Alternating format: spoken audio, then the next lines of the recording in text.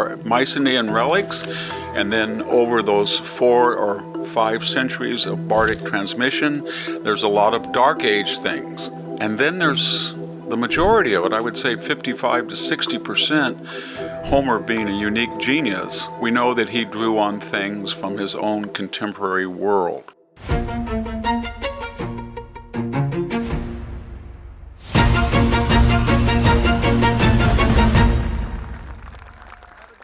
Hello, this is Victor Davis Hanson for the Daily Signal. Homer's epic poem, The Odyssey, is in the news lately, primarily because Christopher Nolan has produced a 3-hour, and I can use the word impressionistic, retelling of the Odyssey. And a lot of people have criticized it, a lot of people like it. I'm going to talk about the film later in one of our episodes, because I have now seen the new film, and Jack Fowler and Sammy Wink and I have talked variously about it. But I wanted to today just talk about the Odyssey as a work of literature and history. A lot of people, I think, have the wrong impressions. We hear that Homer wrote this or wrote that. He did not write it. It was composed orally.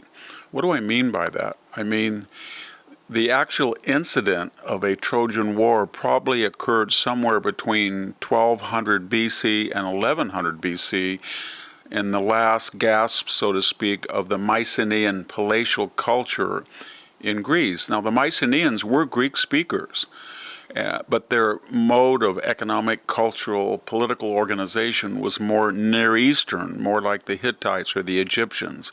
In other words, they had palaces that in sort of a totalitarian fashion parceled out food and shelter and land, and then received taxes and tribute at a central clearinghouse, all recorded on linear bead tablets, the Greek language, but without the Phoenician-like alphabet, which had not been invented yet. So when that collapsed, whether it was because of the Dorian invasion or whether it was because of sea peoples who swept in and destroyed these vulnerable, centrally located palaces, in Mycenaean civilization, if you decapitated Gla or Thebes or Mycenae or Argos, then the entire structure would have no central direction. There was not a lot of independent, autonomous people. So this culture vanished right after the Trojan War. And we should remember that because in the poem, a lot of people have trouble getting back from Troy. And when they get back, what they find is not good. Odysseus comes back, suitors are in his house. Agamemnon comes back, he's killed. Ajax doesn't come back. I could go on, and that might reflect the oral poetry's attempt over subsequent centuries to show that there was an actual Mycenaean event. So what's happened is the society collapsed, and we probably saw a 1/10 of the population survive, and there was not sophisticated agriculture anymore, monumental building, none of the signs of the Mycenaean prosperity and security. It was a dark age, a small, scattered, decentralized population, more herd, goat, sheep, cattle raising than intensive farming, and more confined to the Greek peninsula itself rather than a Mediterranean-wide seafaring people. During this depression area, I guess we would call it analogous to the European Dark Ages, roughly from the 6th century AD to 900 AD, all writing of the Mycenaeans was lost.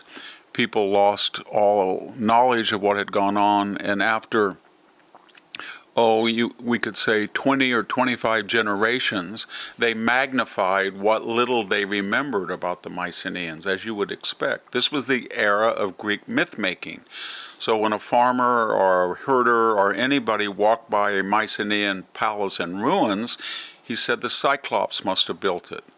Or if he fell into a Tholos tomb, he'd say there were great demigods who built this. And the tales of the Mycenaean lords then became exaggerated, and they were carried on generation after generation by schools of bards. Perhaps they were disabled, perhaps they were blind, like Homer reputedly was, but they kept the stories alive. Now, we only have two of them. The Odyssey, about the return of Odysseus from the Trojan War, and the Iliad, 4 or 5 day snapshot of the 10-year-long war. But we know there was probably 20 or 30 tales about the kidnapping of Helen, the sack of Troy, whatever happened to Agamemnon, etc., etc.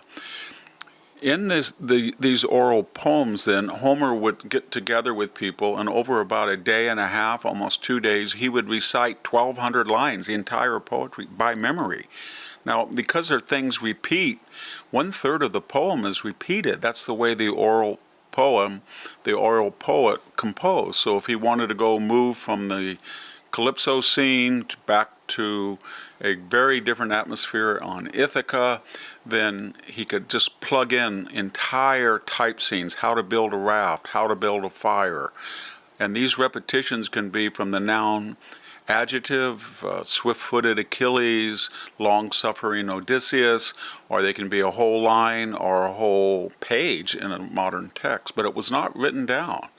Somehow, Homer was probably the last generation in this bardic tradition when the city-state reemerged under a Western concept that we would call Western civilization. Sophisticated learning, writing returns with the Phoenician alphabet, history, rhetoric, science, all of that starts to reemerge, or get born, maybe is a better word, and the last version of Homer is written down and the bardic tradition ends.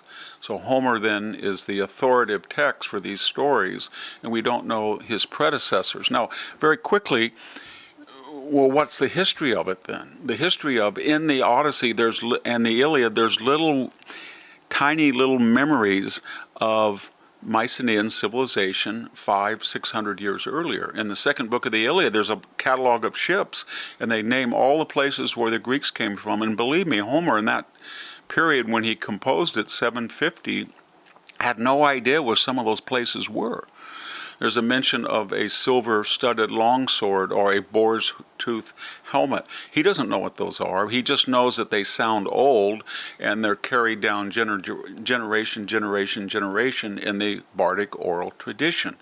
We know that there are some grammatical forms that are not Ionic, like those that Homer composed when he was probably a resident of now Western Turkey, or the Cyclopes Islands, I should say the islands near the coast of modern Turkey, or Ionia, and we call that the Ionian dialect. That's what most of the Iliad and Odyssey are composed in. Remember, 12,000 lines, but it's in a hexameter, dactylic hexameter, da-da-da, da-da-da, da-da-da, da-da-da, da-da-da. The line ends don't rhyme, but they have the same shared meter. And here and there's what we call Arcadio-Cypriot grammatical signs, and that we know that when the Mycenaean palaces fell, people fled to Arcadia and Cyprus, and maybe some of that their dialect got included into the bardic tradition. So there are Mycenaean relics, and then over those 4 or 5 centuries of bardic transmission, there's a lot of Dark Age things. And that would be primacy of javelin throwing or archery over close combat, or it would be more tales of goat herdsmen and lamb herdsmen and cattle than olive growing or grain growing or grape growing. And then there's the majority of it, I would say 55 to 60%, Homer being a unique genius, and the one bardic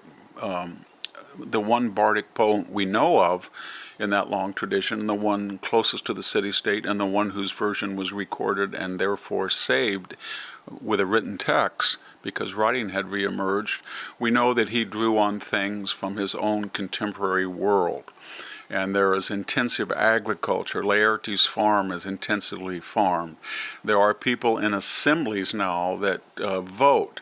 We know in the Iliad there's a mention of mass warfare, not just chariot or javelin or archery, but massed, heavily armed people with spears that would resemble Homer's own time with phalanx, or what we call hoplite warfare. Let me just finish then. What do critics get wrong?